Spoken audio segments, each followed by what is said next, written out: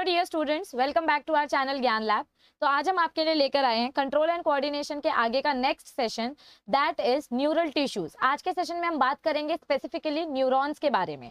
आप ये ऑलरेडी पढ़ चुके हो, आपने 11th स्टैंडर्ड में ऑलरेडी अलग अलग टाइप के न्यूरॉन्स पढ़े हैं, लेकिन ज्ञान लैब चैनल की मदद से आपको न्यूरॉन्स का बेसिक इंट्रोडक्शन अच्छे से समझाया जाएगा। ठीक है, तो देखो, सबसे पहले हमको यहाँ पर थ्योरी में क्या बताया गया है, न्यूरल टिश्यू का इंट्रोडक्शन दिया गया है। एक चीज अच्छे से समझो, हमने अपने प्रीवियस सेशंस में क्या पढ़ा कि नर्वस सिस्टम अलग अलग टाइप्स के होते हैं। मतलब देखो, हमने क्या देखा था कि जो पॉरीफेरा ऑर्गेनिज्म होता है, जो सबसे पहला एनिमल फाइलम है, फर्स्ट एनिमल फाइलम, इसके अंदर नो नर्वस सिस्टम। इसके अंदर क्या देखा गया था, नो नर्वस सिस्टम। मतलब इनके पास सिर्फ अलग अलग टाइप के सेल्स थे, पर इनके पास कोई नर्वस सिस्टम नहीं था। फिर सेकंड फाइलम आया नाइडेरिया, जिसमें हमने पढ़ा हाइड्रा का एग्जाम्पल, जिसमें हमने देखा simple nervous system diffuse type का। जिसमें हमने क्या देखा, डिफ्यूज टाइप का सिंपल नर्वस सिस्टम के बारे में हमने पढ़ा। ठीक है, लेकिन उसके बाद फिर हमने नेक्स्ट पढ़ा प्लैटीहेल्मिन्थस के बारे में। ये था आपका थर्ड फाइलम। प्लैटीहेल्मिन्थस में हमने क्या पढ़ा कि ऑर्गेनिजम्स के अंदर कॉम्प्लेक्स नर्वस सिस्टम, या आप बोल सकते हो सेंट्रल नर्वस सिस्टम जो होता है, वो अलग अलग नर्व फाइबर्स और अलग अलग गैंग्लियन से बनता है। तो आज का जो सेशन है हमारा, आज का सेशन हम मेजरली फोकस करेंगे अलग अलग टाइप के नर्व टिश्यूज के बारे में बात करके। नर्व टिश्यू या न्यूरल टिश्यू जो होते हैं, ये बनते हैं दो अलग अलग टाइप के सेल्स से। नर्व टिश्यू या न्यूरल टिश्यू जो होते हैं, ये बनते हैं दो अलग अलग टाइप के सेल्स से, न्यूरॉन्स एंड न्यूरोग्लियल सेल्स। हमारा न्यूरल टिश्यू कौन से दो टाइप के सेल्स से बनता है, न्यूरॉन्स एंड न्यूरोग्लियल सेल्स। तो देखो, हमको थियोरी में यही बताया गया है, neural tissue, the neural tissue consist primarily of two types of cells. Neural tissue दो टाइप के सेल्स से बनते हैं, न्यूरॉन्स से एंड न्यूरोग्लिया सेल्स से, या इसको आप बोल सकते हो ग्लियल सेल्स। न्यूरॉन्स तीन टाइप के होते हैं। 11th स्टैंडर्ड में हमने क्या पढ़ा था, 11th स्टैंडर्ड में हमने पढ़ा था न्यूरॉन्स बहुत सारे टाइप के होते हैं, जिसके तीन टाइप्स हमने पढ़े थे। एक होता है यूनिपोलार न्यूरॉन, एक होता है बाइपोलार न्यूरॉन, और एक होता है मल्टीपोलार न्यूरॉन। क्या क्या देखा था हमने, unipolar neuron, bipolar neuron and multipolar neuron. Unipolar neuron मतलब क्या होता है, जिनके अंदर सिर्फ सेल बॉडी देखी जाती है, ज्यादा एक्सॉन या डेंड्रॉन्स नहीं होते हैं। बाइपोलार न्यूरॉन में आपको क्या देखने को मिलता है कि आपका जो सेल बॉडी प्रेजेंट है, इस सेल बॉडी से एक तरफ आपके ये एक्सॉन्स निकल रहे हैं, मतलब एक्सॉन्स निकल रहे हैं, लेकिन इन एक्सॉन्स के आगे टीलोडेंड्रॉन्स नहीं है। बाइपोलर न्यूरॉन्स में ये होता है, और डेंड्राइट्स भी नहीं होती है बाइपोलर न्यूरॉन में। लेकिन मल्टीपोलर न्यूरॉन्स में हम क्या देखते हैं, हमारी सेल बॉडी होती है एक तरफ, इन सेल बॉडी से ढेर सारे डेंड्राइट्स निकलते हैं, और एक एंड से आपका बड़ा सा लंबा सा एक्सॉन का फाइबर निकलता है, और इनके एंड में टीलोडेंड्रॉन्स होते हैं। तो ये है मल्टीपोलर न्यूरॉन, ये है बाइपोलर न्यूरॉन, और ये है आपका यूनिपोलर न्यूरॉन। यूनिपोलर न्यूरॉन के पास ना तो प्रॉपर एक्सॉन्स होते हैं, ना प्रॉपर डेंड्राइट्स होते हैं। ठीक है, तो ये सारी चीजें हमने 11th स्टैंडर्ड में पढ़ी है। अब आज के सेशन में और 12th स्टैंडर्ड में हम मेजरली फोकस करेंगे मल्टीपोलर न्यूरॉन्स के बारे में। किसके बारे में हम पढ़ेंगे, मल्टीपोलर न्यूरॉन्स के बारे में। ठीक है, तो देखो यहाँ पर हमको इंट्रोडक्शन क्या दिया गया है, The neural tissue consists primarily of two types of cells. हमारे न्यूरल टिश्यू दो टाइप के सेल्स से बने हैं, न्यूरॉन्स से एंड न्यूरोग्लियल सेल्स से। बहुत सारे न्यूरॉन्स मिलकर एक नर्व फाइबर बनाते हैं। क्या बोला मैंने, a nerve is a bundle of axons. The word nerve is used for a bundle of axons outside the central nervous system, while inside the central nervous system for the same word tract is used. मतलब क्या बोला है मैंने, confuse नहीं होना है, अपने आप को ज्यादा स्ट्रेस मत दो। देखो हम क्या बोल रहे हैं कि ऐसे ढेर सारे न्यूरॉन्स मिलकर, ये आपका सेल बॉडी या साइटोन बोल सकते हो, या आपका एक्सॉन, और ये टीलोडेंड्रॉन्स, फिर यहाँ से दूसरा न्यूरॉन आता है, फिर इसके एक्सॉन, यहाँ पे टीलोडेंड्रॉन्स। ठीक है, फिर यहाँ से तीसरा न्यूरॉन आता है, यहाँ पे एक्सॉन, यहाँ पे टीलोडेंड्रॉन, फिर इसका चौथा न्यूरॉन आता है, यहाँ से एक्सॉन, यहाँ से टीलोडेंड्रॉन्स।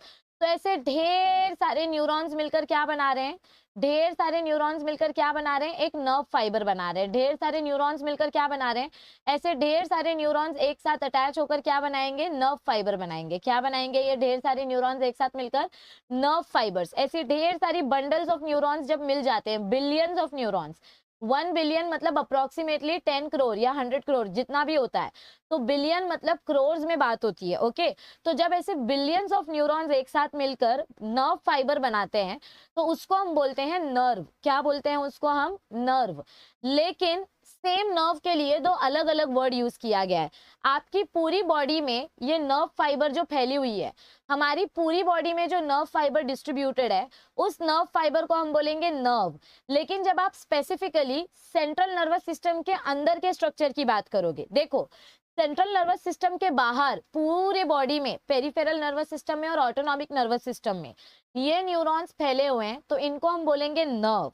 लेकिन सेम न्यूरॉन्स अगर आपके सेंट्रल नर्वस सिस्टम के अंदर प्रेजेंट है, यानी कि आपके ब्रेन के अंदर और आपके स्पाइनल कॉर्ड के अंदर प्रेजेंट है, तो उसके लिए हम वर्ड यूज करते हैं ट्रैक्ट। देखो बच्चा ध्यान से सुनो मैं क्या बोल रही हूँ, क्या बोल रही हूँ मैं। देखो मैं यहाँ पर ये नर्व वर्ड के बारे में बात कर रही हूँ और ये ट्रैक्ट वर्ड के बारे में बात कर रही हूँ, ये जो मैंने हाईलाइट किया है नर्व वर्ड और ट्रैक्ट वर्ड। एक बात तो आप मानते हैं कि हमारी बॉडी में जो हायर एनिमल्स होते हैं, हमारी बॉडी में पूरी बॉडी में नर्व्स डिस्ट्रीब्यूटेड है, न्यूरॉन सेल्स डिस्ट्रीब्यूटेड है। तो जो न्यूरॉन्स सेंट्रल नर्वस सिस्टम के बाहर, क्या बोला मैंने, जो न्यूरॉन्स या जो nerve fibres central nervous system के बाहर प्रेजेंट होती है। सेंट्रल नर्वस सिस्टम मतलब क्या, ब्रेन और spinal cord. Central nervous system मतलब क्या, brain and spinal cord. Central nervous system मतलब क्या होता है, ब्रेन एंड स्पाइनल कॉर्ड। तो जो नर्व फाइबर्स आपके ब्रेन और आपके स्पाइनल कॉर्ड के बाहर डिस्ट्रीब्यूटेड है, उन नर्व फाइबर्स के लिए हम कौन सा वर्ड यूज करते हैं, नर्व। और जो नर्व फाइबर्स हमारे ब्रेन के अंदर, हमारे स्पाइनल कॉर्ड के अंदर प्रेजेंट है, उन नर्व फाइबर्स के लिए हम कौन सा वर्ड यूज करते हैं, ट्रैक्ट। कौन सा वर्ड यूज करते हैं, ट्रैक्ट। देखो समझ में आया है सबको मैंने क्या बोला। जो nerve fibre central nervous system के बाहर प्रेजेंट है उनको बोलेंगे नर्व, और जो nerve fibre central nervous system के अंदर प्रेजेंट है उनको बोलेंगे ट्रैक्ट। अब बहुत सारे बच्चे कंफ्यूज हो गए होंगे कि मैम ऐसा क्यों, दो सेम नर्व फाइबर्स हैं, सेम नर्व फाइबर्स हैं, ठीक है, सेम नर्व फाइबर्स, लेकिन अगर ये सेंट्रल नर्वस सिस्टम के बाहर प्रेजेंट है, आउटसाइड, तो इसके लिए वर्ड यूज किया जाता है नर्व। और अगर ये same nerve fibre central nervous system के अंदर प्रेजेंट है, तो इसके लिए वर्ड यूज किया जाता है ट्रैक्ट। ऐसा क्यों, ताकि जो न्यूरोलॉजिस्ट होते हैं, जो ब्रेन सर्जन्स होते हैं, उनको पहचानने में आसानी हो कि सेंट्रल नर्वस सिस्टम के अंदर की नर्व्स की बात कर रहे हो या सेंट्रल नर्वस सिस्टम के बाहर की बात कर रहे हो। अगर दोनों का नाम सेम होगा, अगर दोनों भी नर्व्स को, सेंट्रल नर्वस सिस्टम के बाहर की नर्व्स को भी हम नर्व बोलेंगे और सेंट्रल नर्वस सिस्टम के अंदर की नर्व्स को भी हम नर्व बोलेंगे, तो कंफ्यूजन हो सकता है। तो सिर्फ और सिर्फ कंफ्यूजन अवॉइड करने के लिए, साइंटिस्ट्स को, डॉक्टर्स को कंफ्यूजन ना हो, सिर्फ और सिर्फ इसी वजह से सेंट्रल नर्वस सिस्टम के बाहर जो नर्व्स प्रेजेंट हैं उनको बोलते हैं नर्व्स, और सेंट्रल नर्वस सिस्टम के अंदर सेम नर्व फाइबर्स को बस नाम अलग दिया गया है ट्रैक्ट। दोनों में कुछ स्ट्रक्चरल डिफरेंस नहीं है, कुछ फंक्शनल डिफरेंस नहीं है, दोनों सेम स्ट्रक्चर है, सेम फंक्शन करते हैं। बस सेंट्रल नर्वस सिस्टम के बाहर जो नर्व्स प्रेजेंट होंगे उनको हम बोलेंगे नर्व, और सेंट्रल नर्वस सिस्टम के अंदर जो नर्व फाइबर्स प्रेजेंट होंगी उनको हम बोलेंगे ट्रैक्ट। इतना समझ में आया है, ऑल राइट। अब आगे बढ़ते हैं। द नर्व्स में बी सेंसरी नर्व्स और मोटर और मिक्स टाइप ऑफ नर्व्स। आगे आप पढ़ोगे कि आपकी जो नर्व फाइबर्स होती हैं ये अलग अलग टाइप के सेल्स से बनती हैं, सेंसरी सेल्स, मोटर सेल्स या मिक्स टाइप ऑफ सेल्स। तो ये जो नर्व्स होती हैं वो सेंसेशन का काम भी कर सकती है, मतलब मैसेज रिसीव करना। सेंसरी नर्व्स हो सकती हैं या मोटर नर्व्स। मोटर नर्व्स का काम होता है ब्रेन का मैसेज बॉडी तक लेकर आना। सेंसरी सेल्स का काम होता है बॉडी का मैसेज ब्रेन तक लेकर जाना, और मोटर नर्व्स का काम होता है ब्रेन का मैसेज बॉडी तक लेकर आना। सेंसरी नर्व्स सेंसेशन रिसीव करेंगी, इम्पल्स रिसीव करेंगी। जैसे समझो आपको मच्छर काट रहा है, तो कैसे पता चलता है कि आपको मच्छर काट रहा है, क्योंकि आपके बॉडी में सेंसरी सेल्स डिफ्यूज्ड है, तो ये सेंसरी सेल्स एक्टिवेट हो जाते हैं और ये मैसेज पहुंचाते हैं सेंट्रल नर्वस सिस्टम तक। फिर सेंट्रल नर्वस सिस्टम इस मैसेज को एनालाइज करते हैं और फिर वो डिसीजन लेते हैं कि कौन सा ऑर्गन एक्ट होना चाहिए।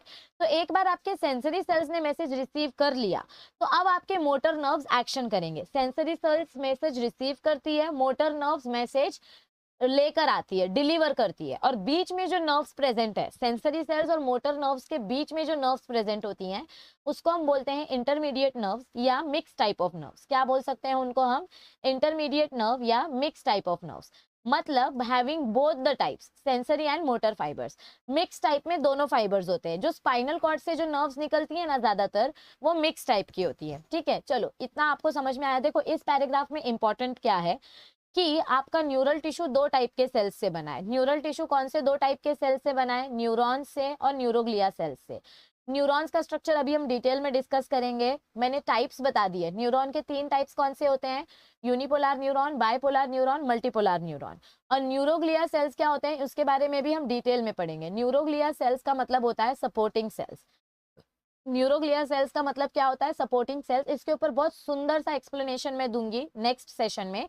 अभी के लिए न्यूरॉन्स का स्ट्रक्चर हम डिटेल में स्टडी करेंगे कि न्यूरॉन्स क्या होते हैं। ओके, तो इस पैराग्राफ में हमने क्या क्या पढ़ा? न्यूरल टिश्यू दो टाइप के सेल्स से बनते हैं, न्यूरॉन से और न्यूरोग्लिया सेल्स से। सेंट्रल नर्वस सिस्टम के अंदर जो नर्व फाइबर प्रेजेंट होगी उसके लिए वर्ड यूज किया गया है ट्रैक्ट। और सेंट्रल नर्वस सिस्टम के बाहर जो नर्व फाइबर्स प्रेजेंट होंगी उसके लिए वर्ड यूज किया गया है नर्व। क्या वर्ड यूज किया गया है? नर्व। ओके, और हमारी बॉडी में अलग अलग टाइप के नर्व्स देखी जाती हैं, सेंसरी नर्व्स, मोटर नर्व्स या मिक्स टाइप ऑफ नर्व्स। इतना समझ में आया है? पक्का? आगे बढ़े। ऑलराइट, तो अब देखो नेक्स्ट स्लाइड में हमको क्या बताया गया है। All these along with nervous organs make up the nervous system of the higher animals and bring about coordination and control of various activities of the body। मतलब हमको इधर पे क्या बोला गया है कि ये सारे न्यूरल टिश्यू यानी neurons plus neuroglial sales, okay, ये दोनों मिलकर क्या बना रहे हैं? हमारा नर्वस सिस्टम बना रहे हैं। क्या बना रहे हैं? हमारा नर्वस सिस्टम बना रहे हैं। और ये नर्वस सिस्टम की मदद से क्या होता है? बॉडी में अलग अलग एक्शंस को कंट्रोल किया जाता है और कोऑर्डिनेट किया जाता है। मतलब हार्ट अपना काम चालू रखेगा, साइड बाय साइड लंग्स का काम भी चालू रहेगा, साइड बाय साइड किडनी का काम भी चालू रहेगा। जब घर पे मेहमान आते हैं तो मम्मी बोलती है ना, तू झाड़ू मार, तू पोछा लगा, तू पानी भर के रख, तू बर्तन साफ कर, मैं खाना बनाती हूँ। मतलब सबके बीच में कोऑर्डिनेशन हो जाता है। ठीक उसी तरीके से आपकी बॉडी में भी अलग अलग ऑर्गन्स जो हैं, ये अलग अलग ऑर्गन्स एक साथ कोऑर्डिनेशन के साथ काम करेंगे तो बॉडी की स्मूथ फंक्शनिंग होगी। और इन ऑर्गन्स के बीच का कोऑर्डिनेशन मेंटेन करके रखने का काम किसका होता है? नर्वस सिस्टम का। तो अलग अलग न्यूरॉन्स और अलग अलग न्यूरोग्लियल सेल्स की मदद से नर्वस सिस्टम बनता है। और ये नर्वस सिस्टम आपके कंट्रोल एंड कोऑर्डिनेशन में बहुत इंपॉर्टेंट रोल प्ले करता है। सबको इधर तक समझ में आया है? ओके, अब आगे देखो क्या बताया है। This is done through the receptors which bring in sensory inputs towards the central nervous system। तो हमारी बॉडी में जो सेंसरी न्यूरॉन्स प्रेजेंट होते हैं, क्या बोला? देखो ये स्ट्रक्चर है मल्टीपोलर न्यूरॉन्स का। ये किसका स्ट्रक्चर है? Multipolar neurons. इसको मल्टीपोलर क्यों बोलते हैं? क्योंकि देखो यहाँ पर आपका सेल बॉडी है, दिस इज साइटोन, इसको सेल बॉडी बोलते हैं। इस सेल बॉडी से क्या निकल रहा है? ये एक स्ट्रक्चर, फिर इसके एक एंड से निकल रहा है डेंड्राइट और इसके दूसरे एंड से निकल रहा है एक्सॉन। मतलब बीच में सेल बॉडी है, एक साइड से डेंड्राइट्स निकल रहे हैं, एक साइड से एक्सॉन निकल रहा है।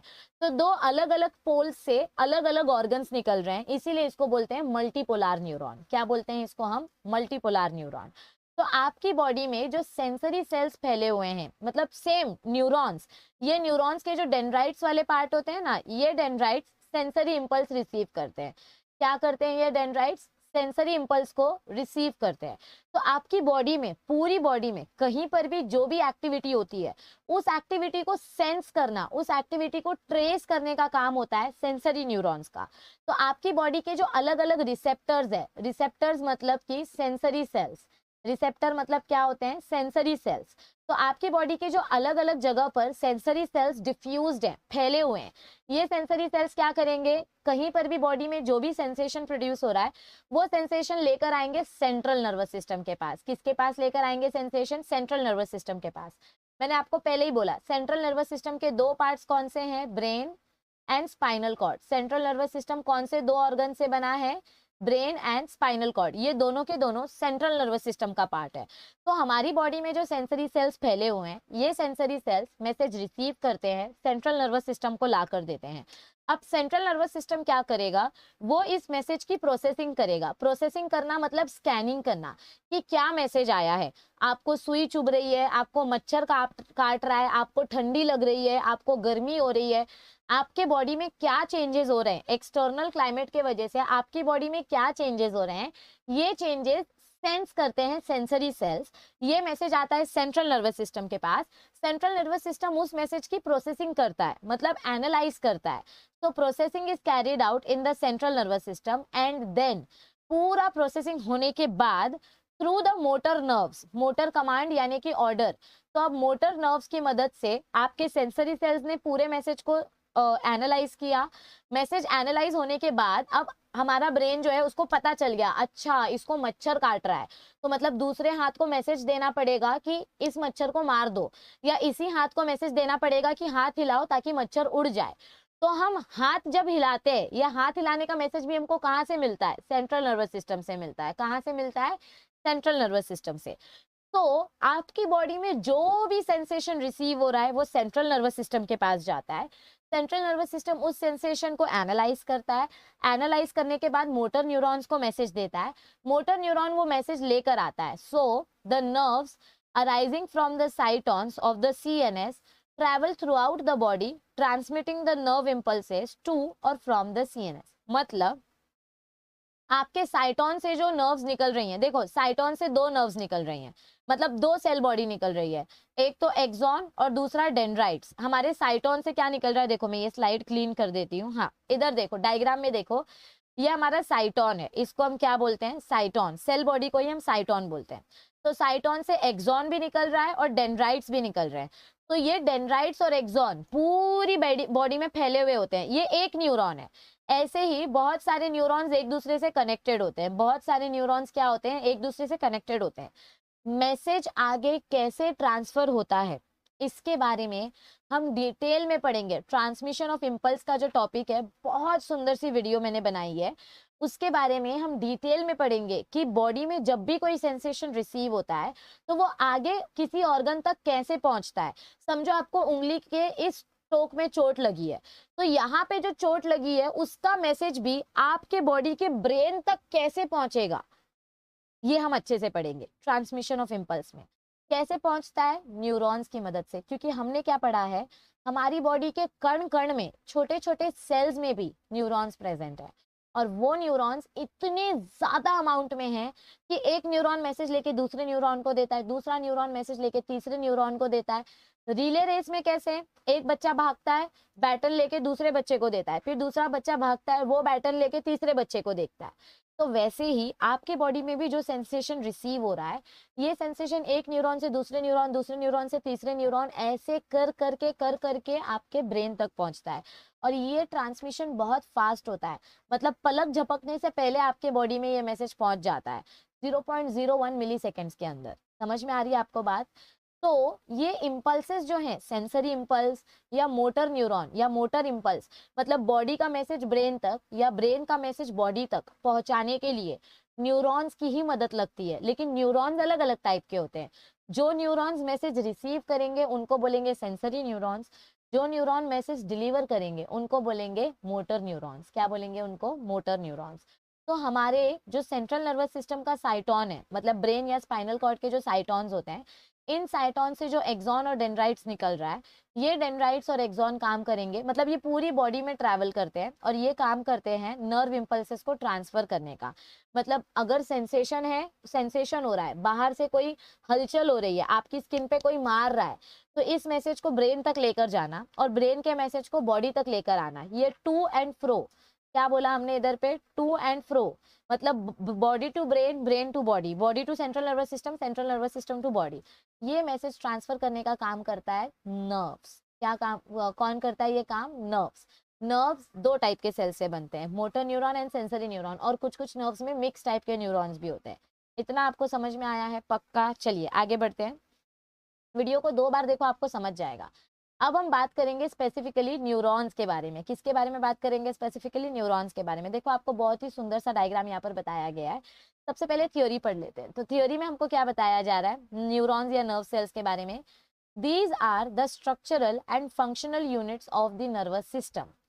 हमने पढ़ा था किडनी के स्ट्रक्चरल एंड फंक्शनल यूनिट्स के बारे में। देखो बच्चे ना हमेशा किडनी के सेल्स और ब्रेन के सेल्स में कंफ्यूज हो जाते हैं। किडनी के स्ट्रक्चरल एंड फंक्शनल यूनिट को क्या बोलते हैं? नेफ्रॉन। किडनी के स्ट्रक्चरल एंड फंक्शनल यूनिट को क्या बोलते हैं? नेफ्रॉन। वैसे ही नर्वस सिस्टम के स्ट्रक्चरल एंड फंक्शनल यूनिट को हम क्या बोलेंगे? न्यूरॉन्स। क्या बोलेंगे? नर्वस सिस्टम के स्ट्रक्चरल एंड फंक्शनल यूनिट को न्यूरॉन्स। ओके, तो neurons are the structural and functional unit of nervous system. आपका जो नर्वस सिस्टम है, सेंट्रल नर्वस सिस्टम यानी brain and spinal cord, peripheral nervous system यानी कि nerves, cranial nerves and spinal nerves, autonomic nervous system में जो parasympathetic और sympathetic nerves होती हैं, तो ये पूरा का पूरा नर्वस सिस्टम न्यूरॉन से बना है। क्या बोला मैंने? ये पूरा का पूरा नर्वस सिस्टम किससे बना है? न्यूरॉन से बना है। न्यूरॉन्स बोलो या नर्व सेल्स बोलो, बात एक ही है। तो न्यूरॉन्स को हम बोलते हैं नर्वस सिस्टम का structural and functional unit. Okay, 11th standard में आपने ऑलरेडी न्यूरॉन्स के बारे में डिटेल में स्टडी की है, फिर भी हम वापस डिस्कस करेंगे। ईच मल्टीपोलार न्यूरॉन, देखो ये मल्टीपोलार न्यूरॉन है, ये आपका सेल बॉडी है। सेल बॉडी को ही बोलते हैं साइटोन। सेल बॉडी का ही दूसरा नाम क्या है? साइटोन। तो ईच मल्टीपोलार न्यूरॉन हैज 3 पार्ट्स। पहला पार्ट होता है सेल बॉडी, दूसरा पार्ट क्या होता है? डेंड्रॉन। ये देखो, ये हैं आपके डेंड्रॉन्स, और डेंड्रॉन से निकलते हैं डेंड्राइट्स, और तीसरा पार्ट क्या होता है? एक्सॉन। ये है आपका एक्सॉन। तो हर मल्टीपोलार न्यूरॉन में 3 पार्ट्स होते हैं, साइटोन, डेंड्रॉन, एक्सॉन। तीनों का अलग अलग रोल है। देखो डिटेल में पढ़ते हैं। The साइटोन has a distinct central nucleus with a nucleolus and neuroplasm. सबसे पहले हम पढ़ेंगे साइटोन के बारे में। किसके बारे में पढ़ेंगे हम? सबसे पहले साइटोन के बारे में। तो साइटोन के बारे में हमको क्या देखने को मिल रहा है इधर पे? ये आपका साइटोन है। ये क्या है आपका? साइटोन। तो साइटोन के सेंटर में जो न्यूक्लियस है, न्यूक्लियस में क्या ये न्यूक्लियस के अंदर देखो, ये आपका न्यूक्लियस है, और न्यूक्लियस के अंदर आपका प्रेजेंट है न्यूक्लियोलस। क्या प्रेजेंट है इसके अंदर? आपका न्यूक्लियोलस। तो the साइटोन has distinct central nucleus. Distinct मतलब विजिबल। डिस्टिंक्ट वर्ड का मतलब क्या होता है? Clearly visible. तो यहाँ पर आपको क्या दिखाई दे रहा है? साइटोन में बीच में आपका न्यूक्लियस है, और उस न्यूक्लियस के अंदर न्यूक्लियोलस है, और बाजू बाजू में जो लिक्विड प्रेजेंट है इसको हम बोलते हैं न्यूरोप्लाज्म। इस लिक्विड को हम क्या बोलते हैं? Neuroplasm. Okay, all right. So a clear film of cytoplasm surrounds the nucleus around which there are neurofibrils। इधर पे स्पेलिंग मिस्टेक है, इधर ई आएगा। A clear film of cytoplasm. Film मतलब क्या होता है? बायोलॉजी में फिल्म वर्ड का मतलब क्या है? लेयर। फिल्म वर्ड का मतलब क्या होता है? लेयर। तो आपको क्या दिखाई दे रहा है यहाँ पर? यहाँ साइड साइड में देखो, रुको मैं ना कलर चेंज करती हूँ। हाँ, इधर देखो, ये जो साइड साइड का रीजन है, ये जो ब्लैक कलर से मैं बना रही हूँ, ये साइड साइड के रीजन में हमको क्या दिखाई दे रही है? हमको पतली पतली लेयर दिखाई दे रही है, मतलब साइटोप्लाज्म फैला हुआ है। न्यूक्लियस के आजू बाजू में, न्यूरोप्लाज्म में साइटोप्लाज्म फैला हुआ है। इस साइटोप्लाज्म में क्या क्या है? न्यूरोफाइब्रिल्स है। देखो यहाँ पर, ये देखो रेड रेड कलर के जो ये फाइबर जैसे स्ट्रक्चर बनाए गए हैं, न्यूरोफाइब्रिल्स प्रेजेंट है, एंड निसल्स ग्रैन्यूल्स। और क्या प्रेजेंट है हमारे साइटोप्लाज्म में? Nissl's granule. न्यूरोप्लाज्म या साइटोप्लाज्म कुछ भी बोल सकते हो, न्यूरोप्लाज्म को ही हम बोलते हैं साइटोप्लाज्म। ठीक है, न्यूक्लियस के अंदर प्रेजेंट है, मतलब सॉरी, न्यूरॉन के साइटोप्लाज्म को न्यूरोप्लाज्म बोलते हैं, और कुछ नहीं है। न्यूरॉन है ना, ये न्यूरॉन का स्ट्रक्चर है। किसका स्ट्रक्चर है? ये न्यूरॉन का स्ट्रक्चर है। तो न्यूरॉन के साइटोप्लाज्म को न्यूरोप्लाज्म बोला गया है। तो साइटोप्लाज्म के सेंटर में या न्यूरोप्लाज्म के सेंटर में न्यूक्लियस है, न्यूक्लियस के अंदर न्यूक्लियोलस है। न्यूक्लियस के बाजू बाजू में साइटोप्लाज्म जो है या न्यूरोप्लाज्म जो है, उसके अंदर 2 चीजें देखने को मिल रही हैं, एक तो न्यूरोफाइब्रिल्स और दूसरी निसल्स ग्रैन्यूल्स। इनका क्या फंक्शन है? So they are surrounded with neurofibrils and Nissel's granules and other cell organelles। और यहीं पर माइटोकॉन्ड्रिया भी प्रेजेंट होता है, यहीं पर गोल्जी अपैरेटस भी प्रेजेंट होता है, यहीं पर और भी बहुत सारी चीजें प्रेजेंट होती हैं। ठीक है, so other cell organelles are also present over here. अब इधर पे फुल स्टॉप आएगा, इधर फुल स्टॉप नहीं डाला आपकी टेक्स्ट बुक में, लेकिन आप डाल दो। अब नेक्स्ट सेंटेंस क्या बताया गया है? Nissl's granules are riboprotein components. Nissl's granule आपके कौन से कंपोनेंट हैं? राइबोप्रोटीन कंपोनेंट्स हैं। निसल्स ग्रैन्यूल्स क्या हैं? राइबोप्रोटीन कंपोनेंट्स हैं, मतलब ये प्रोटीनिक कंपोनेंट्स हैं। इन कंपोनेंट्स के वजह से ही हमारे न्यूरॉन को एनर्जी मिलती है। इन कंपोनेंट्स की वजह से क्या होता है? हमारे न्यूरॉन्स को एनर्जी मिलती है। तो they play very important role in the synthesis of enzyme required for formation of neurotransmitter. आपके न्यूरॉन्स में जो भी केमिकल प्रोड्यूस होगा, न्यूरोट्रांसमीटर मतलब हार्मोन बोल सकते हो या केमिकल बोल सकते हो, आपके न्यूरॉन्स के अंदर जो भी हार्मोन बनता है या जो भी न्यूरोट्रांसमीटर बनता है, वो न्यूरोट्रांसमीटर बनने के लिए निसल्स ग्रैन्यूल जरूरी होते हैं। अगर निसल्स ग्रैन्यूल एब्सेंट होंगे तो हार्मोन नहीं बनेगा, यानी न्यूरोट्रांसमीटर नहीं बनेगा। ओके, बहुत इंपॉर्टेंट है ये पॉइंट, अच्छे से सुनो। आपके न्यूरॉन्स के बीच में, सेंटर में, न्यूरॉन्स के 3 पार्ट हैं, साइटोन, डेंड्रॉन, एक्सॉन। साइटोन के बीच में न्यूक्लियस है, न्यूक्लियस के अंदर न्यूक्लियोलस है, न्यूक्लियोलस से निसल्स ग्रैन्यूल्स बनते हैं। निसल ग्रैन्यूल्स बाहर प्रेजेंट है, न्यूक्लियस के बाहर न्यूरोप्लाज्म में प्रेजेंट है। इन निसल्स ग्रैन्यूल्स का क्या फंक्शन है? They help in the formation of enzyme which is required for formation of neurotransmitter. मतलब ये डायरेक्ट न्यूरोट्रांसमीटर नहीं बनाएंगे, ये एक ऐसा एंजाइम बनाएंगे जो, देखो ये जो राइबोप्रोटीन है इनसे एंजाइम्स बनती हैं और इन एंजाइम से आपका बनता है न्यूरोट्रांसमीटर मॉलिक्यूल। क्या बनेगा इन एंजाइम से? आपका न्यूरोट्रांसमीटर मॉलिक्यूल। तो अगर किसी न्यूरॉन में, साइटोन में अगर निसल्स ग्रैन्यूल्स नहीं है तो मतलब वो न्यूरॉन यूजलेस है, उसके अंदर न्यूरोट्रांसमीटर्स ही नहीं बनेंगे, क्योंकि निसल्स ग्रैन्यूल होंगे तो एंजाइम बनेगी, एंजाइम बनेगी तो न्यूरोट्रांसमीटर मॉलिक्यूल बनेंगे। और एक इंपॉर्टेंट रोल क्या है निसल्स ग्रैन्यूल्स का, ध्यान से सुनना, और एक इंपॉर्टेंट रोल क्या है निसल्स ग्रैन्यूल्स का। निसल्स ग्रैन्यूल्स डार्क कलर के होते हैं। निसल्स ग्रैन्यूल्स कैसे होते हैं?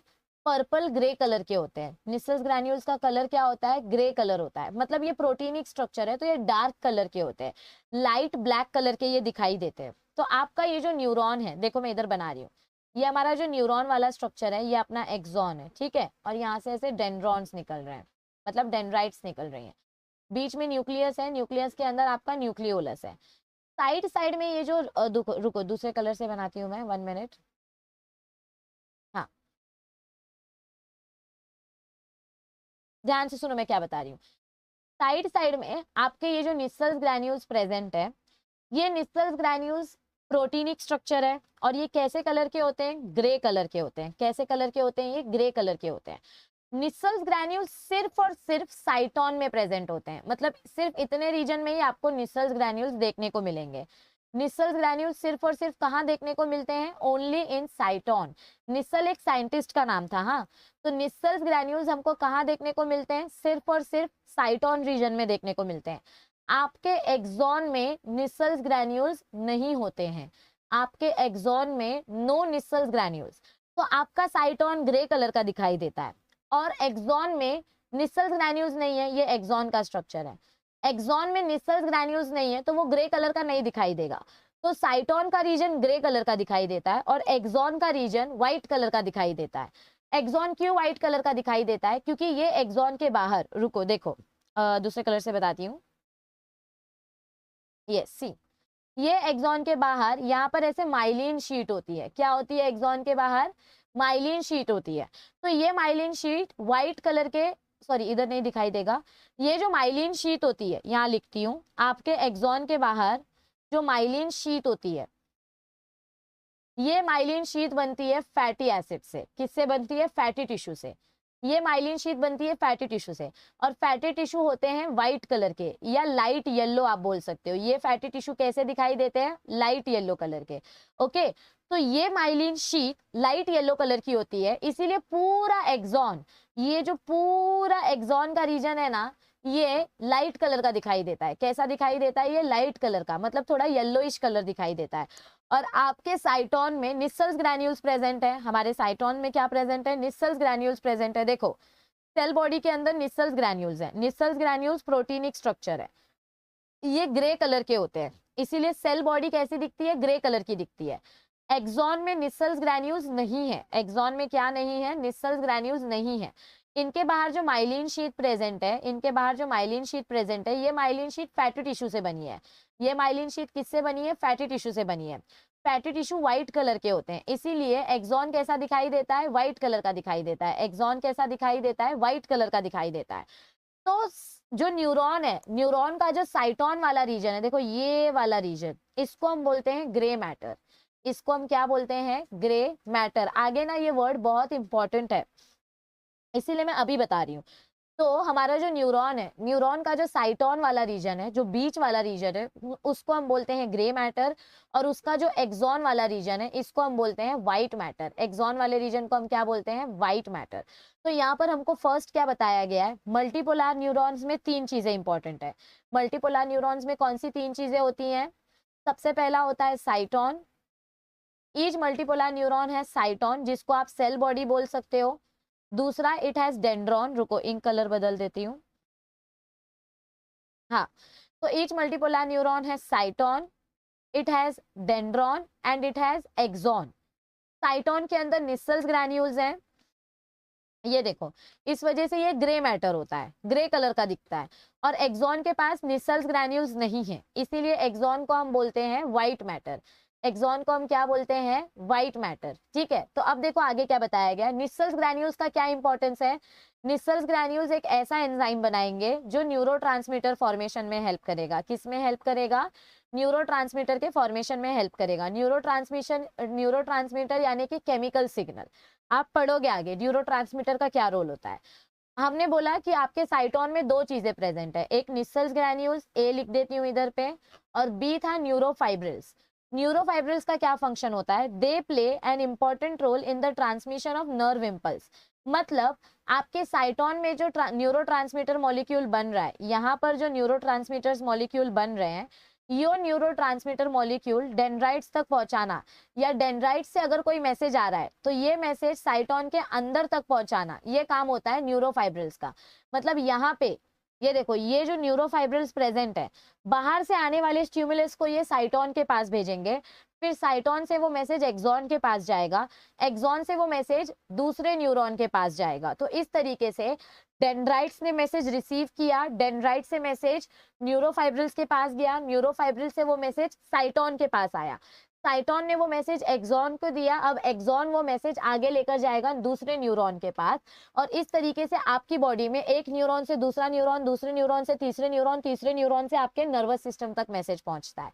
तो इस तरीके से आपकी बॉडी में ट्रांसमिशन इंपल्स होता है, मतलब ट्रांसमिशन सेंड किया जाता है। जहां भी मैसेज रिसीव होता है वहां पर डेंड्राइट्स प्रेजेंट होते हैं, डेंड्राइट्स इस मैसेज को रिसीव करते हैं।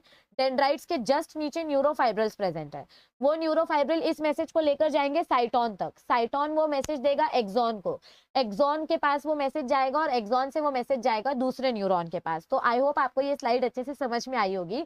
निसल्स ग्रैन्यूल्स का क्या फंक्शन है और न्यूरोफाइब्रिल्स का क्या फंक्शन है, अच्छे से समझ लेना। ठीक है, अब नेक्स्ट देखो, नेक्स्ट स्लाइड में हमको क्या बताया गया है। Axon is a single, long, usually unbranched process arising from the cyton। देखो एक्सॉन कहाँ से बनता है? एक्सॉन साइटोन के एक रीजन से एक्सटेंड होकर बनता है, और ये काफी लंबा ट्यूब होता है। देखो इधर से लेके इधर तक इतना लंबा स्ट्रक्चर बताया गया है हमको एक्सॉन का। So it is a very long tube. Okay, और ये कहाँ से, जहां से ये निकल रहा है, मतलब इस रीजन को हम बोलते हैं एक्सॉन हिल्लॉक। आपका साइटोन है, साइटोन के ढेर सारे ब्रांचेस में से डेंड्राइट्स निकलते हैं, और एक ब्रांच आगे जाके एक्सॉन बनाता है। तो जहां से एक्सॉन बन रहा है उस नेक वाले रीजन को, मतलब इमेजिन करो ये साइटोन है, साइटोन से आगे यहाँ से एक्सॉन निकल रहा है, तो इस नेक वाले रीजन को हम बोलते हैं हिल लॉक रीजन। क्या बोलते हैं इसको हम? Hillock region. It consist of a bundle of neurofibrils, और यहाँ पर ढेर सारे न्यूरोफाइब्रिल्स प्रेजेंट होते हैं। क्या प्रेजेंट होते हैं? यहाँ पर ढेर सारे न्यूरोफाइब्रिल्स होते हैं, और यही न्यूरोफाइब्रिल्स आगे आगे आगे आगे आगे आगे ट्रैवल करते ट्रैवल करते ट्रैवल करते हैं, और फिर दूसरे न्यूरॉन्स के साथ जाके अटैच हो जाते हैं। ये न्यूरोफाइब्रिल्स किसके साथ जाके अटैच हो जाते हैं? दूसरे न्यूरॉन्स के साथ जाके अटैच हो जाते हैं। तो निसल ये your axon contains bundle of neurofibrils, इनके पास न्यूरोफाइब्रिल्स प्रेजेंट है, but Nissl's granules are absent in axon. इसको ना हाईलाइट कर लो, मार्क करके रख लो, जो करने का है करो, ये पॉइंट बहुत इंपॉर्टेंट है। एक्सॉन के अंदर निसल्स ग्रैन्यूल्स नहीं होते हैं, जिसके वजह से आपका एक्सॉन कैसा दिखता है? व्हाइट कलर का दिखता है, और इसीलिए हम एक्सॉन को बोलते हैं व्हाइट मैटर। एक्सॉन को हम क्या बोलते हैं? White matter, because they do not have Nissl's granules. अब आगे देखो क्या बताया गया। Terminally the axon gives out branches called telodendrons. अगर आप एक्सॉन का एंडिंग पार्ट देखोगे, मतलब समझो ये आपका साइटोन है, यहाँ से एक्सॉन निकल रहा है, और ये एंडिंग पार्ट है, यहाँ शायद वीडियो की वजह से एंडिंग पार्ट नहीं दिखाई दे रहा है, तो इस एंडिंग पार्ट को हम बोलते हैं टीलोडेंड्रॉन। इस एंडिंग पार्ट को हम क्या बोलते हैं? टीलोडेंड्रॉन। शायद नेक्स्ट स्लाइड में दिखाई देगा ये बेटर, प्रीवियस स्लाइड में जाते हैं। यहाँ पे ये देखो, ये जो एक्सॉन टर्मिनल वाला रीजन होता है, यहाँ पर ऐसे बल्ब लाइक स्ट्रक्चर प्रेजेंट होते हैं, इनको हम बोलते हैं टीलोडेंड्रॉन। क्या बोलते हैं इनको हम? टीलोडेंड्रॉन। ओके, आपकी 11th स्टैंडर्ड की टेक्स्ट बुक में काफी अच्छा डायग्राम दिया गया है ऑलरेडी इसका। Okay, so the ending part, the axon terminal are known as telodendrons. The axons carry the messages away from the cyton. तो देखो आपके जो डेंड्राइट्स प्रेजेंट थे, डेंड्राइट्स ने मैसेज रिसीव किया। डेंड्राइट्स ने क्या किया? डेंड्राइट्स ने मैसेज रिसीव किया। डेंड्राइट्स मैसेज रिसीव करता है, ये मैसेज साइटोन को देता है, साइटोन से वो मैसेज एक्सॉन के पास जाता है, फिर एक्सॉन ये मैसेज लेकर जाता है न्यू न्यूरॉन के पास, क्योंकि यहाँ पर आपका नया न्यूरॉन कनेक्ट होगा। Okay, so your axon carry messages away from the cyton. Cyton के पास जो भी मैसेज आया था वो मैसेज साइटोन से दूर लेके जाने का काम किसका होता है? एक्सॉन का। The axons may give out collateral branches. Collateral branches मतलब क्या होते हैं? देखो ऐसा कुछ स्ट्रक्चर, रुको, ओके सॉरी,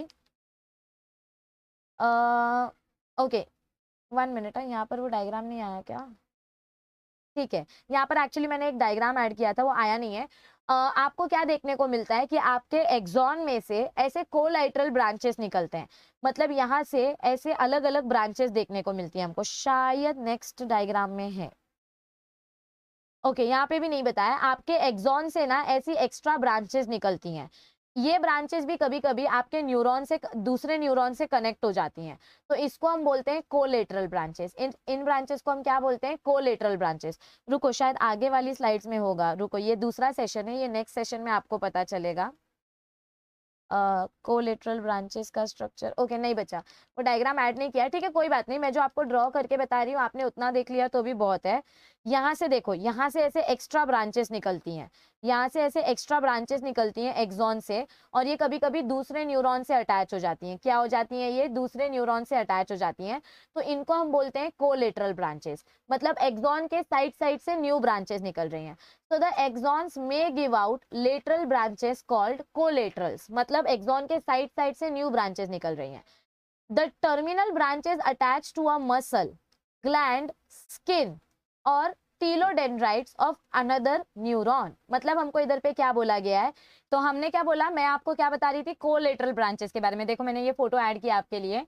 कोलेटरल ब्रांच यानी कि आपके एक्सॉन के बीच में से ऐसा न्यू ब्रांचेस निकलने लग जाता है, तो इसको हम बोलते हैं कोलेटरल ब्रांच।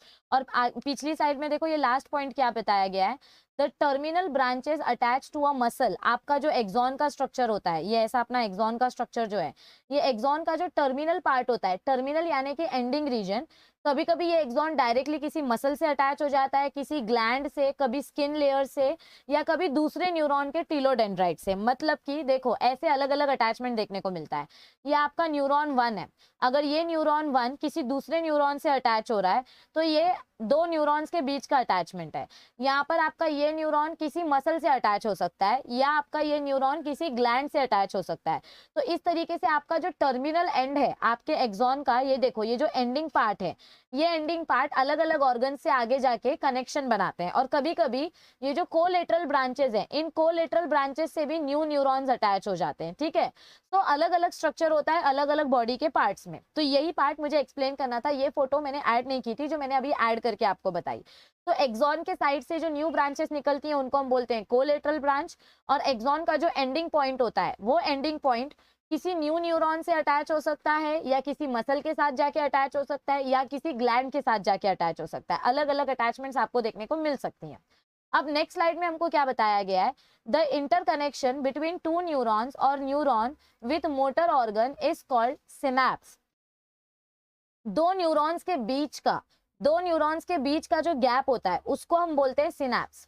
मतलब इमेजिन करो ये एक न्यूरॉन है, यहाँ पर आपका ये एक्सॉन का पार्ट है, और यहाँ से आपका दूसरा न्यूरॉन कनेक्ट हो रहा है। दूसरा क्या कनेक्ट हो रहा है? यहाँ पर दूसरा न्यूरॉन कनेक्ट हो रहा है, और ये दूसरे न्यूरॉन का डेंड्रॉन वाला पार्ट है। कौन सा पार्ट है? मतलब दिस इज साइटोन, और साइटोन से जो डेंड्रॉन्स निकल रहे हैं वो डेंड्रॉन्स कनेक्ट हो रहे हैं।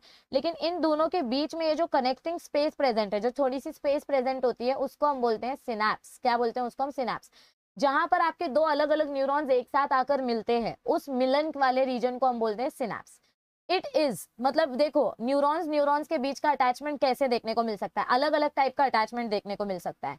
यूजुअली कैसा होता है, एक्सोडेंड्रोनिक, मतलब एक न्यूरॉन का जो एक्सॉन वाला पार्ट है वो दूसरे न्यूरॉन के डेंड्रॉन से अटैच होगा। ये न्यूरॉन नंबर 1, ये न्यूरॉन नंबर 2। तो यूजुअली हमको क्या देखने को मिलता है कि न्यूरॉन नंबर 1 का एक्सॉन दूसरे न्यूरॉन के डेंड्रॉन से अटैच होगा, तो इसको हम बोलते हैं एक्सोडेंड्रोनिक। फिर सेकंड आता है एक्सो एक्सोनिक। एक्सो एक्सोनिक में क्या होता है, ये देखो, ये this is second, this is first. Axo axonic में क्या होता है, आपका न्यूरॉन नंबर 1 जो है वो दूसरे न्यूरॉन के एक्सॉन से ही अटैच हो रहा है। ये डेंड्रॉन है और ये एक्सॉन है। तो अगर आपका एक न्यूरॉन आपके दूसरे न्यूरॉन के एक्सॉन से अटैच हो रहा है तो उस अटैचमेंट को बोलेंगे एक्सो एक्सोनिक। अगर आपका एक न्यूरॉन दूसरे न्यूरॉन के डेंड्रॉन से अटैच हो रहा है तो उसको बोलेंगे एक्सोडेंड्रोनिक। तीसरा टाइप कौन सा बताया गया है, एक्सोसोमैटिक। एक्सोसोमैटिक मतलब क्या होता है, अगर आपका एक न्यूरॉन का एक्सॉन दूसरे न्यूरॉन के साइटोन वाले रीजन से अटैच हो रहा है। कौन से वाले रीजन से अटैच हो रहा है, साइटोन, मतलब दो डेंड्रॉन्स के बीच का रीजन, यहाँ पे एक डेंड्रॉन है, यहाँ पे एक डेंड्रॉन है, इनके बीच का रीजन, अगर यहाँ पे कोई न्यूरॉन का एक्सॉन अटैच हो रहा है तो उस अटैचमेंट को बोलते हैं एक्सोसोमैटिक। और लास्ट टाइप कौन सा होता है, डेंड्रोडेंड्रोनिक, जिसमें डेंड्रॉन वाले रीजन्स के बीच में अटैचमेंट होता है। समझो इसका एक्सॉन इस डायरेक्शन में जा रहा है, इसका एक्सॉन इस डायरेक्शन में जा रहा है, लेकिन यहाँ पर अटैचमेंट किसके बीच में देखने को मिल रहे हैं, डेंड्रॉन्स के बीच में अटैचमेंट देखने को मिल रहा है। तो कैसा भी अटैचमेंट आपको देखने को मिल सकता है, डायग्राम की मदद से आई होप आपको समझने में आसानी होगी। The cytons are generally found inside the brain, spinal cord and in the ganglia. All right, तो अब देखते हैं हमको आगे की स्लाइड में क्या दिया गया है। देखो यहाँ पर फिर से हमको स्टार्टिंग के 2 लाइन सेम दी गई हैं जो पीछे दी गई थी। क्या बताया गया है हमको यहाँ पर, the cytons are generally found inside the brain, spinal cord, central nervous system and in the ganglia. Ganglia का मीनिंग मैंने आपको क्या बताया था, जब बहुत सारी नर्व फाइबर्स मिलके ऐसा रिंग लाइक स्ट्रक्चर बनाते हैं तो उसको हम बोलते हैं गैंग्लिया। क्या बोलते हैं उसको, हम गैंग्लिया बोलते हैं, ठीक है। तो यहाँ पर हमको क्या बोला गया है कि आपका जो न्यूरॉन होता है, ये जो न्यूरॉन का साइटोन वाला रीजन होता है, ये कौन सा रीजन होता है न्यूरॉन का, ये न्यूरॉन का साइटोन वाला रीजन जो होता है, ये साइटोन वाला रीजन कहाँ पर प्रेजेंट रहता है, सेंट्रल नर्वस सिस्टम के अंदर की तरफ। मतलब इमेजिन करो कि ये आपका ब्रेन का स्ट्रक्चर है, ये आपका ब्रेन का सेरिब्रम है। फिर यहाँ पर आपका आता है पॉन्स वेरोली, पॉन्स वेरोली के नीचे आता है मेडुला ऑब्लोंगेटा, पीछे सेरिबेलम है। क्या है पीछे, सेरिबेलम है, ठीक है। तो ये जो सेरिब्रम है, सेरिब्रम के अंदर हमको क्या देखने को मिलता है, यहाँ पर आपके न्यूरॉन्स का साइटोन वाला पार्ट है और उसकी टेल नीचे मेडुला की तरफ है। मतलब ये देखो, ये न्यूरॉन का साइटोन वाला पार्ट है। मतलब इमेजिन करो ऐसा आपका न्यूरॉन का स्ट्रक्चर है और साइटोन नीचे आ रहा है, मतलब एक्सॉन नीचे आ रहा है।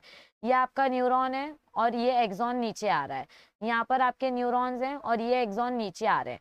तो ऐसे बिलियंस ऑफ न्यूरॉन्स मिलकर, बिलियंस ऑफ न्यूरॉन्स मिलकर एक दूसरे से डेंड्रॉन, डेंड्रॉन वाला पार्ट कनेक्ट होकर ऐसे एक नर्व फाइबर बनाते हैं। डेंड्रॉन, डेंड्रॉन, ये सारे के सारे न्यूरॉन्स के डेंड्रॉन है। मतलब ये देखो, ये साइटोन वाला रीजन, ये छोटा सा एक्सॉन, फिर यहाँ पे ये साइटोन वाला रीजन, ये छोटा सा एक्सॉन, फिर यहाँ पे एक साइटोन वाला रीजन, ये छोटा सा एक्सॉन, फिर यहाँ पे साइटोन वाला रीजन, ये छोटा सा एक्सॉन। तो ऐसे मिलियंस ऑफ न्यूरॉन्स मिलकर ऐसे ऐसे ऐसे ऐसी नर्व फाइबर्स बनाते हैं। और यही नर्व फाइबर्स आपको देखने को मिलती है सेरिब्रम के अंदर। कहाँ देखने को मिलती है हमको ये नर्व फाइबर्स, सेरिब्रम के अंदर। तो सेरिब्रम के अंदर जो नर्व फाइबर्स हैं ये सारी की सारी साइटोन से बनी हुई हैं। किससे बनी हुई हैं, साइटोन से। ओके क्योंकि साइटोन का जो एक्सॉन वाला पार्ट है, उसका जो एक्सॉन वाला रीजन है, एक्सॉन के बाहर कौन सी लेयर होती है, माइलिनेटेड शीट होती है। एक्सॉन लेयर के बाहर कौन सी शीट प्रेजेंट रहती है, देखो इधर बताया गया है, माइलिन शीट प्रेजेंट होती है। और ये माइलिन शीट किससे बनती है, फैटी टिश्यू से बनती है। तो ये जो माइलिन शीट है ये फैटी टिश्यू से बनी है और फैटी टिश्यू कैसा दिखाई देता है, व्हाइट कलर का दिखाई देता है। इसीलिए आपके ब्रेन का जो मिडल रीजन है, ये जो मेडुला वाला रीजन है, ये व्हाइट मैटर दिखाई देता है। और जो सेरिब्रम वाला रीजन है ये पूरा ग्रे कलर का दिखाई देता है। कैसा दिखाई देता है, ये पूरा डार्क ग्रे कलर का दिखाई देता है। तो यही हमको बोला गया है कि जो साइटोन्स होते हैं, मतलब न्यूरॉन का जो साइटोन वाला पार्ट होता है, वो साइटोन स्पाइनल कॉर्ड और ब्रेन के मेन स्ट्रक्चर में प्रेजेंट रहता है और गैंग्लिया वगैरह में। और जो छोटे छोटे छोटे छोटे ग्रुप्स आपको, मतलब ऐसा इमेजिन करो, रुको मैं ये पूरा क्लीन कर देती हूँ, ये लाइन आपको समझाती हूँ मैं अच्छे से। देखो ऐसा इमेजिन करो कि ये आपका ब्रेन का स्ट्रक्चर है। कौन सा स्ट्रक्चर है, ये अपना ब्रेन का सेरिब्रम वाला स्ट्रक्चर है, ठीक है। ये अपना ब्रेन का सेरिब्रम वाला स्ट्रक्चर है और यहाँ पर आपके ढेर सारे ऐसे न्यूरॉन्स हैं और ये न्यूरॉन्स के जो एक्सॉन है वो नीचे जा रहे हैं, ठीक है। एक्सॉन का मतलब एक्सॉन वाला पार्ट मेड्यूला में आ रहा है, इसको इसको हम बोलते हैं कॉर्टेक्स रीजन, बाहर के रीजन को बोलते हैं कॉर्टेक्स, और ये जो सेंटर वाला रीजन होगा इसको हम बोलेंगे मेड्यूला। क्या बोलेंगे इसको हम? Medulla. This will be cerebral cortex, और अंदर वाले पार्ट को बोलेंगे सेरिब्रल मेड्यूला। तो क्या बताया हम गया है हमको इधर पे कि कॉर्टेक्स रीजन जो होता है वो ग्रे कलर का होता है। कॉर्टेक्स रीजन कैसा होता है? ग्रे कलर का, क्योंकि ये किससे बनता है? ये साइटोन से बनता है, और साइटोन के अंदर क्या प्रेजेंट है? निस्सल्स ग्रैन्यूल्स प्रेजेंट है। क्या प्रेजेंट है? निस्सल्स ग्रैन्यूल, और निस्सल्स ग्रैन्यूल्स ये एक प्रोटीन मॉलिक्यूल है जो डार्क कलर की दिखाई देती है। कैसे? मतलब और भी बहुत कुछ प्रेजेंट होता है साइटोन में, माइटोकॉन्ड्रिया प्रेजेंट होते हैं, अलग अलग ऑर्गेनल्स साइटोन में निस्सल्स ग्रैन्यूल्स होते हैं, और अदर सेल ऑर्गेनल्स होते हैं जिनके वजह से साइटोन थोड़ा डार्क कलर का दिखाई देता है। तो सेरिब्रम वाले रीजन में साइटोन प्रेजेंट है, और एक्सॉन जो है वो मेड्यूला वाले रीजन में। तो ये एक्सॉन ये पूरा व्हाइट मैटर से बना है, तो ये एक्सॉन कैसा दिखाई देगा? मतलब मेड्यूला कैसा दिखाई देगा? व्हाइट दिखाई देगा। आपका कॉर्टेक्स ग्रे कलर का दिखाई देगा और मेड्यूला रीजन व्हाइट दिखाई देगा। लेकिन यहाँ पर भी बीच बीच में कुछ ग्रे पैचेस प्रेजेंट होते हैं। यहाँ पर भी क्या होते हैं? कुछ कुछ न्यूरॉन्स गलती से मेड्यूला रीजन में भी आ जाते हैं। तो यहाँ पर ये जो ग्रे कलर का पैचेस आपको दिखाई दे रहा है, small groups of cell bodies inside the white matter of the brain are called basal nuclei। तो जब आपको मेड्यूला रीजन में ग्रे मैटर दिखाई दे रहा है, मेड्यूला रीजन में मतलब जो पूरा व्हाइट है, मतलब इमेजिन करो कि ये व्हाइट हैंकरचीफ है, इसके बीच बीच में यहाँ अगर काले दाग लग जाएंगे तो वो दिख कर आएंगे कि अरे इधर काला दाग लग गया है। तो ऐसे ही मेड्यूला रीजन में पूरा व्हाइट रीजन है, यहाँ पर अगर बीच बीच में स्पॉट्स आ जाएंगे तो वो दिख कर आते हैं। तो कुछ सेल बॉडीज, कुछ न्यूरॉन की जो सेल बॉडी होती है, सेल बॉडी यानी साइटोन, सेल बॉडी का मतलब क्या होता है? साइटोन। तो कुछ साइटोन वाले स्ट्रक्चर्स आपके कॉर्टेक्स में तो सिर्फ साइटोन प्रेजेंट है, मतलब इमेजिन करो ये जो फिंगर्स हैं, इन फिंगर्स में सिर्फ साइटोन प्रेजेंट है। कॉर्टेक्स वाले रीजन में क्या प्रेजेंट है? सिर्फ साइटोन। तो साइटोन्स ग्रे कलर के होते हैं, ओके, मतलब साइटोन्स के अंदर अदर ग्रैन्यूल्स और निसल्स ग्रैन्यूल्स प्रेजेंट है, इसलिए वो ग्रे कलर के दिखाई देते हैं। लेकिन मेड्यूला वाला जो रीजन है, कॉर्टेक्स ग्रे कलर का है, मेड्यूला वाले रीजन में कुछ कुछ सिर्फ न्यूरॉन्स का सेल बॉडी आ जाता है, मतलब कुछ कुछ साइटोन का रीजन आता है, जिसके वजह से अपना मेड्यूला वाला रीजन में जो ग्रे कलर के पैचेस होते हैं, जो छोटे छोटे small groups of cell bodies inside the white matter are called basal nuclei. तो ये जो छोटे छोटे ग्रे कलर के पैचेस होते हैं, इनको हम क्या बोलते हैं? इनको हम बोलते हैं बेसल न्यूक्लियाई। बेसल न्यूक्लियाई यानी कि let me clear this everything. Basal nuclei यानी कि ये आपका समझो, ये आपका सेरिब्रम वाला पार्ट है, तो इसको हम बोलेंगे कॉर्टेक्स। इसको हम क्या बोलेंगे? कॉर्टेक्स। और ये मिडल पार्ट को बोलेंगे मेड्यूला। क्या बोलेंगे इस मिडल पार्ट को? मेड्यूला। तो मेड्यूला वाले रीजन में कुछ न्यूरॉन्स एक साथ आकर जब ऐसा ग्रुप बना लेते हैं, कुछ न्यूरॉन्स एक साथ आकर जब ऐसे ग्रुप बना लेते हैं, तो ये जो ग्रे कलर का पैच बन रहा है, इसको हम बोलते हैं बेसल न्यूक्लियाई। क्या बोलते हैं इसको हम? बेसल न्यूक्लियाई, यानी कि कॉर्टेक्स रीजन के बेस में प्रेजेंट है। यहाँ पे कॉर्टेक्स है और यहाँ पे ये न्यूक्लियाई आपको देखने को मिल रहा है, यहाँ पे ऐसे ये न्यूक्लियाई आपको देखने को मिल रहा है, तो इसको हम बोलेंगे बेसल न्यूक्लियाई, यानी ये कॉर्टेक्स रीजन के नीचे प्रेजेंट है। ओके, ये पार्ट आपको आगे आएगा जब आप सेरिब्रम के बारे में पढ़ेंगे, हाइपोथैलेमस थैलेमस के बारे में पढ़ेंगे, तो वहां पर ये पार्ट हमको डिटेल में डिस्कस किया गया है कि बेसल न्यूक्लियाई क्या होता है। तो तब आपको ये पार्ट अच्छे से याद रहना चाहिए कि जब आपके मेड्यूला रीजन में या आपके व्हाइट मैटर में कुछ कुछ सेल बॉडीज प्रेजेंट होती हैं, तो उनको हम बोलते हैं basal nuclei. A bundle of axons called nerve may be covered only by neurilemma in the non-medulated nerves, while in the medulated nerves it is covered both by medullary sheath and on the outside by neurilemma। मतलब हमको क्या बोला गया है कि दो तरीके की नर्व्स होती हैं, दो तरीके की नर्व्स देखी जाती है, मतलब दो तरीके के एक्सॉन बंडल्स देखे जाते हैं। कुछ एक्सॉन बंडल्स माइलिनेटेड होते हैं और कुछ एक्सॉन बंडल्स नॉन माइलिनेटेड होते हैं। ये डायग्राम ध्यान से देखो। माइलिनेटेड एक्सॉन मतलब क्या होता है? इनके पास माइलिन शीथ प्रेजेंट होती है, माइलिन शीथ के साथ साथ इनके पास एक्स्ट्रा कवरिंग्स प्रेजेंट होती है। ओके, क्या बोला गया है हमको इधर पे?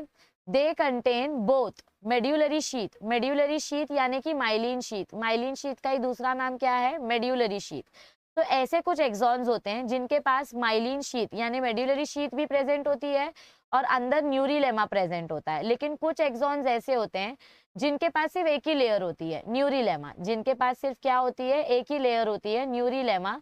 इनके पास एक्स्ट्रा एक्सॉन्स नहीं होते हैं। क्या नहीं होते इनके पास? सॉरी, इनके पास एक्स्ट्रा माइलिन शीट नहीं होती है, इनके पास एक्स्ट्रा माइलिन शीट नहीं होती है। तो ऐसे नर्व को हम बोलते हैं नॉन माइलिनेटेड एक्सॉन, या ऐसे नर्व्स को आप बोलोगे नॉन मेड्यूलेटेड।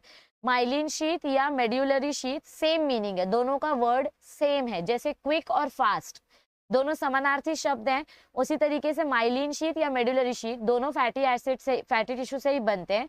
उनका सिर्फ नाम अलग अलग है, मेड्यूलरी बोलो या माइलिन बोलो, दोनों का मतलब सेम है। तो दो तरीके के एक्सॉन बंडल्स देखे जाते हैं। कौन से दो टाइप के एक्सॉन बंडल्स देखे जाते हैं? एक एक्सॉन बंडल्स माइलिनेटेड होते हैं और एक एक्सॉन बंडल नॉन माइलिनेटेड होते हैं। माइलिनेटेड मतलब जिनमें एक्स्ट्रा शीट देखी जा रही है माइलिन की, और नॉन माइलिनेटेड मतलब जिनके पास एक्स्ट्रा माइलिन शीट नहीं है। तो जो माइलिनेटेड है उसको हम बोलेंगे मेड्यूलेटेड, क्योंकि मेड्यूला बोलो या माइलिनेटेड बोलो एक ही मीनिंग है। तो माइलिनेटेड शीट को बोलते हैं मेड्यूलेटेड और नॉन माइलिनेटेड शीट को बोलते हैं नॉन मेड्यूलेटेड, मतलब दे do not have extra myelin sheath. Myelin sheath का बहुत इंपॉर्टेंट रोल है ट्रांसमिशन ऑफ इम्पल्स में। मतलब यहाँ पे जो मैसेज है ये माइलिन शीट के इस साइड जंप करके जाता है। देखो सिंपल सा एग्जांपल देती हूँ। समझो आप इधर खड़े हो, आपको बोला गया है कि यहाँ तक आपको पहुँचना है, यहाँ तक आपको पहुँचना है। तो अगर आप धीरे धीरे धीरे धीरे चल के जाओगे तो समझो इमेजिन करो कि आपको 5 सेकंड का टाइम लगा। लेकिन अगर आप यहाँ से यहाँ जंप करते हो और यहाँ से यहाँ जंप करते हो तो आप 3 सेकंड्स में यहाँ पर पहुंच जाओगे। तो कम टाइम जंप करने में लगता है, जंप करने के लिए कम टाइम लगता है। तो ऐसे ही जब आपकी बॉडी में कोई भी इम्पल्स आता है, ये जो प्लस साइन है ये क्या होता है? इम्पल्स होता है। जब भी आपकी बॉडी में कोई इम्पल्स आता है तो आपकी बॉडी के अंदर का इलेक्ट्रोलाइट बैलेंस चेंज हो जाता है, मतलब sodium potassium chloride ion change हो जाते हैं। तो ये जो आयंस है ये आगे की तरफ डायरेक्ट जंप करके जाते हैं। तो मेड्यूलरी शीथ जितनी ज्यादा प्रेजेंट रहेगी उतना ज्यादा हाई जंप होगा।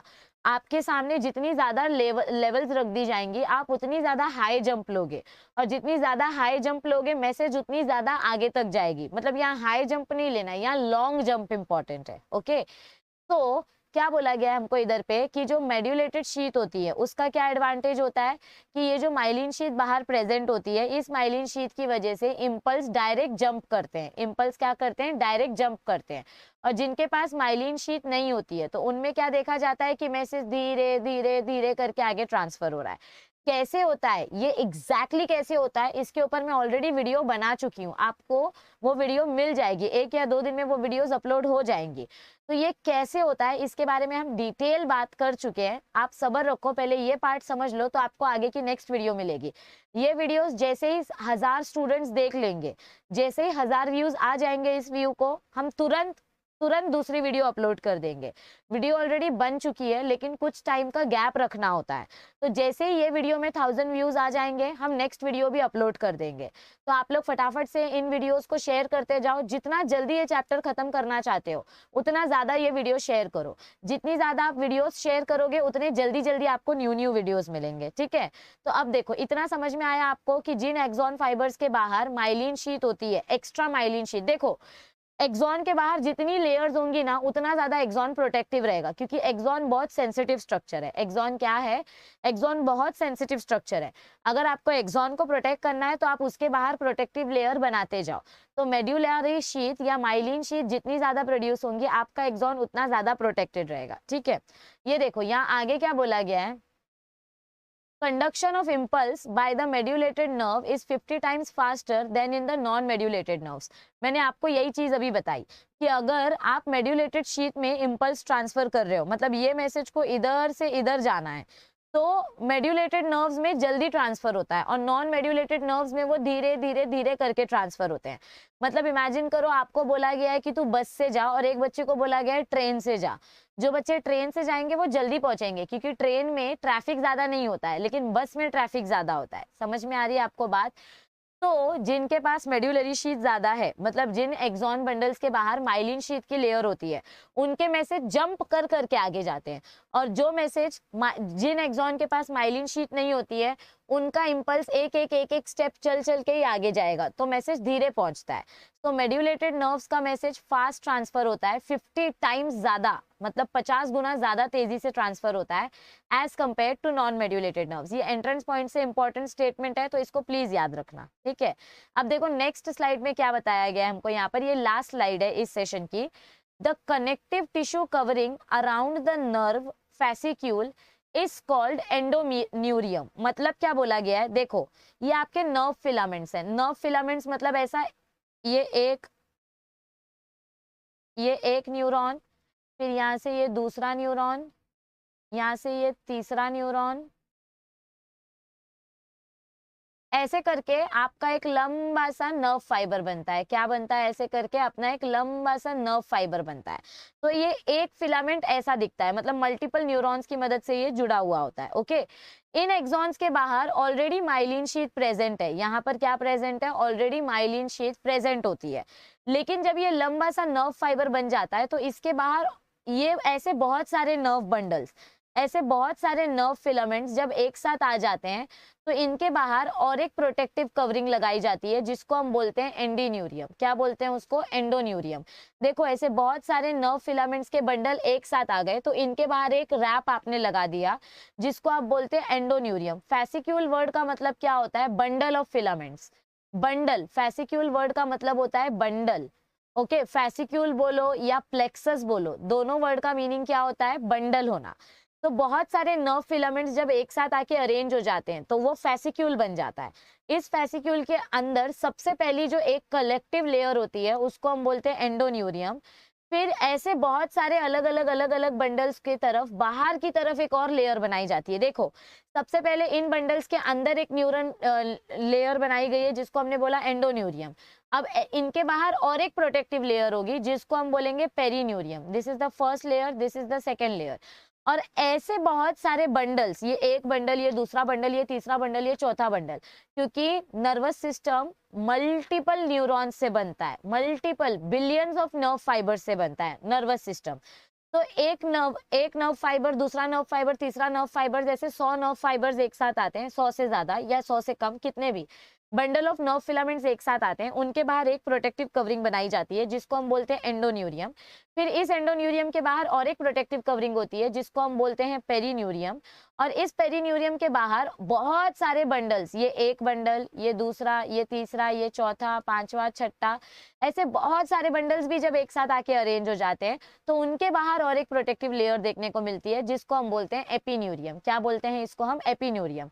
और इन एपिन्यूरियम के बीच बीच में से ऐसे अंदर से ब्लड वेसल्स पास होती हैं। इनके बीच बीच में से क्या पास होती हैं, ब्लड वेसल्स पास होती हैं। और इन ब्लड वेसल्स की मदद से क्या मिलता है इनको, ऑक्सीजन और न्यूट्रिएंट्स।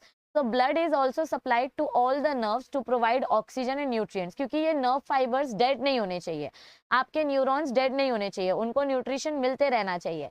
इसीलिए इन नर्व फाइबर्स के बीच बीच में से न्यूट्रिएंट्स का ट्रांसपोर्ट चालू रहता है, ऑक्सीजन और न्यूट्रिएंट्स मिलते रहते हैं। तो ये था आपका पूरा न्यूरल टिश्यू के बारे में इंट्रोडक्शन। हमने एक्सॉन का स्ट्रक्चर डिटेल में पढ़ा, एक्सॉन के न्यूरॉन का स्ट्रक्चर डिटेल में पढ़ा। न्यूरॉन के 3 पार्ट्स होते हैं मल्टीपोलर न्यूरॉन्स के, cyton, dendron and axon. Cyton मतलब सेल बॉडी, सेल बॉडी के अंदर न्यूक्लियस, न्यूक्लियस के अंदर न्यूक्लियोलस, न्यूक्लियस के बाजू बाजू में न्यूरीलेमा प्रेजेंट होता है, न्यूरीलेमा में न्यूरोफाइब्रिल्स और निसल्स ग्रैन्यूल्स प्रेजेंट होते हैं। निसल्स ग्रैन्यूल्स का काम है एंजाइम बनाना जो न्यूरोट्रांसमीटर में हेल्प करेगा, और न्यूरोफाइब्रिल्स का काम है मैसेज को साइटोन से आगे पहुंचाना, एक्सॉन के पास डिलीवर करना।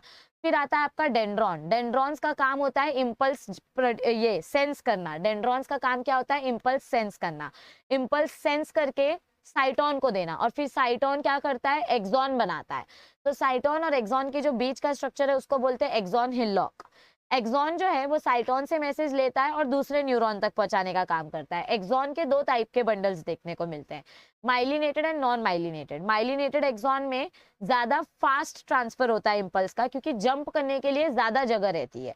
तो माइलिनेटेड नर्व फाइबर्स में 50% फास्टर इम्पल्स देखने को मिलता है। और आपके जब ये बहुत सारे नर्व फाइबर्स एक साथ आकर अटैच हो जाते हैं तो उनको हम बोलते हैं फैसिक्यूल। फैसिक्यूल के बाहर एक प्रोटेक्टिव लेयर होती है एंडोन्यूरियम, एंडोन्यूरियम के बाहर पेरीन्यूरियम, और पेरीन्यूरियम के बाहर बहुत एक बड़ी लेयर होती है एपिन्यूरियम। और इनके बीच बीच में से ब्लड वेसल्स पास होते हैं। इन ब्लड वेसल्स को हम बोलते हैं choroid plexus.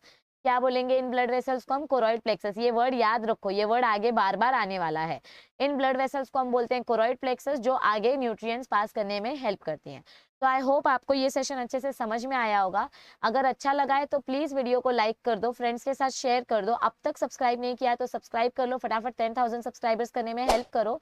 And I hope आप लाइव क्रैश कोर्स के लेक्चर्स अटेंड कर रहे हो। सुबह में 8 बजे और रात को 10 बजे ये लेक्चर्स होते हैं। इस हफ्ते का टाइम टेबल ऑलरेडी हमने टेलीग्राम ग्रुप पर दे दिया है। टेलीग्राम अभी तक ज्वाइन नहीं किया है तो लिंक चेक करो। आपके लिए हम एक बहुत स्पेशल सरप्राइज लेकर आने वाले हैं। 28 फरवरी से हम आपका सेमी प्रीलियम स्टार्ट करने वाले हैं। क्या स्टार्ट करने वाले हैं? सेमी प्रीलियम्स, यानी कि इसमें हम हर एक सब्जेक्ट से अप्रोक्सीमेटली 6 to 7 चैप्टर्स का क्वेश्चन पेपर बनाएंगे। हर एक सब्जेक्ट का PCMB, हर एक सब्जेक्ट में से 6 to 7 चैप्टर्स का क्वेश्चन पेपर बना के आपको प्रोवाइड किया जाएगा और आपको वो क्वेश्चन पेपर सॉल्व करने हैं। आपको पहले ही बता दिया जाएगा, कल आपको मैसेज आ जाएगा टेलीग्राम ग्रुप पर, कल या 1-2 दिन में, कि कौन से चैप्टर्स हम पूछेंगे सेमी प्रीलियम्स में। ठीक है, तो इससे आपको पता चल जाएगा कि आपकी कितनी प्रिपरेशन हुई है और चारों सब्जेक्ट के क्वेश्चन पेपर्स हम आपको प्रोवाइड करेंगे। आंसर्स आपको टारगेट में से मिल जाएगा। फिजिक्स और बायो की सारी टारगेट नोट्स हमने टेलीग्राम पे दी हुई है। केमिस्ट्री और मैथमेटिक्स की भी टारगेट ढूंढो और आंसर्स आप खुद ढूंढ सकते हो, लेकिन हम आपको क्वेश्चन पेपर्स प्रोवाइड करेंगे ताकि आप अपने आप को चेक कर सको कि आपका कितना प्रिपरेशन हुआ है। तो फटाफट से चैनल को शेयर कर दो। Live crash course lectures attend किया करो। सुबह 8 बजे होता है और शाम को 10 बजे होता है, तो दोनों time crash course lecture attend करो। सारा सिलेबस का रिवीजन करने की कोशिश करेंगे और पढ़ते रहो। तबीयत का ध्यान रखो। चलो मिलते हैं जल्दी। Thank you, see you soon, stay tuned.